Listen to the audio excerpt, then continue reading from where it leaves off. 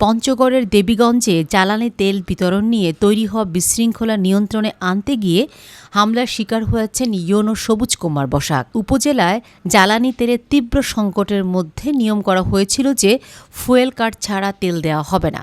দুপুরে ইয়োনো খবর পান যে বাউলাগঞ্জের ওই স্টেশনে কার্ড ছাড়াই অনেকে তেল দাবি করছে এবং ব্যাপক বিশৃঙ্খলা হচ্ছে। পরিস্থিতি শান্ত করতে তিনি সেখানে যান এবং লাইনের শেষ মাথা থেকে যাদের কাগজপত্র নেই তাদের চলে যাওয়ার নির্দেশ দেন।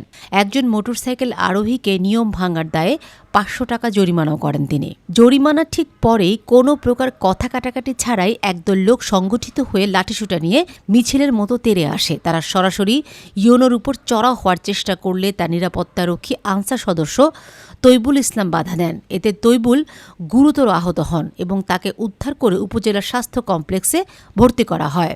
ইয়োনো জানান, হামলাটি ছিল পুরোপুরি হঠকারী এবং রহস্যজনক, কারণ কারোর সাথে তার কোনো ব্যক্তিগত বিরোধ হয়নি।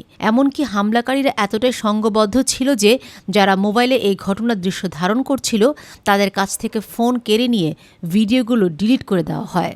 স্থানীয় কিছু মানুষের তৎপরতায় ইয়োনো পাশের একটি বাড়িতে আশ্রয় নিলে বড় কোনো দুর্ঘটনা থেকে রক্ষা পান।